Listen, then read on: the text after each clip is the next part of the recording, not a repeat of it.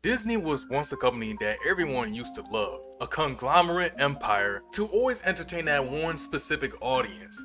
Kids. So much so that when you're trying to surprise your kid, the first places you think of to give them the best experience ever in their lifetime is to go to Disneyland, where not only kids but adults can have fun. It's only been in recent times where Disney has been taking a nosedive when it comes to progress. You see, Disney has not only been controversies that has cost the company millions, but their movie productions and series are becoming low quality that they're barely hitting average. And the question that many people have is how did Disney went from riches to rags? And will Disney be able to survive with this trend in the next 100 years? Hear me out, ladies and gentlemen. When you hear the name Disney, you always think of the word controversy. Because when it comes to controversies, Disney has ended up in pretty much all of them, spanning from racism to old shows, depicting Asians, black people, and even Native Americans with negative stereotypes, being accused of plagiarism for their most notable animated movies, The Lion King, Frozen, and even Zootopia. Animal cruelty and worker conditions being exposed to the public, where Disney had to pay $95,000 to avoid legal action over 16 animal cruelty charges for beating vultures to death, shooting birds, and even starving birds at Discovery Island, and workers having to protest for poor working conditions and poor pay, causing many employees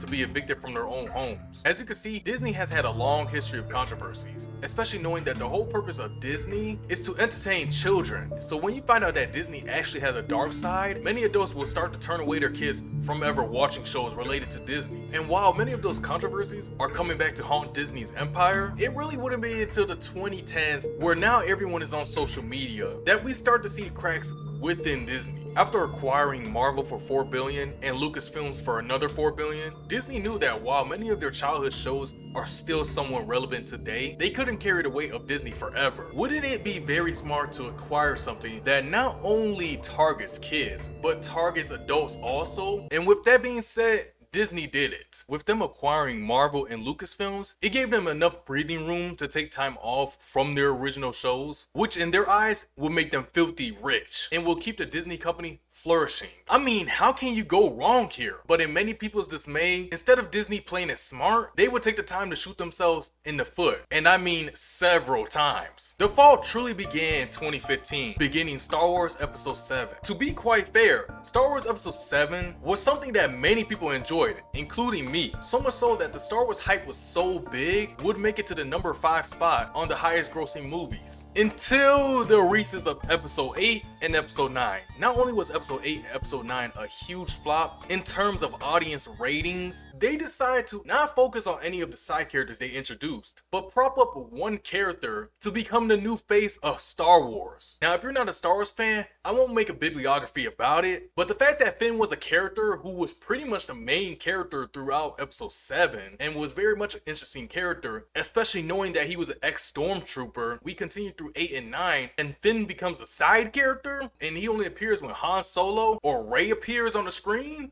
then Star Wars is already looking abysmal. To make matters worse, while Disney wasn't having great times with Star Wars and how to handle it, their Marvel sector wasn't either. Even before Endgame and Infinity War, Disney Marvel movies were just suffering just to even break even, like Ant-Man and the Wasp, Secret Invasion, even the Disney series Marvel's The Inhumans, which was canceled because it was simply not good. And even with the success of Infinity War and Endgame, after they have created those masterpieces, the movies that came out after were just very questionable. To many people, the only good movie was Spider-Man No Way Home. When it comes to Star Wars, it seems like Disney just can't put his ego aside, and has outright came out to say that it's the fans' fault for the reason why Star Wars Acolyte isn't doing so well. Now, I don't know about you guys, but if you're a company telling your fan base that they are the reasons why you couldn't make anything good from the show, then I'm very concerned about this company's future. With the Acolyte dropping to 13% in audience scores, to Forbes being a white knight savior, coming out and calling Star Wars fans weird for being critical about Star Wars Acolyte, it just shows you that this whole Star Wars fiasco that Disney is creating is just a hot mess. And every time something new comes out about it, it's nothing but straight controversy. I mean, even the actors in these TV series don't even know the story about Star Wars, have no clue about which character is which, and struggle to be even genuinely interested in Star Wars. I I did get in trouble for this answer at Star Wars Con. I got heat. Yeah. And in my mind, it's so funny to me because it literally, as a person who's outside and just a fan coming in, that was what was so beautiful and interesting to me. You know, people have been talking to me online about how Darth Vader is such a bad person. It's very clear, and it's very well established from those actions.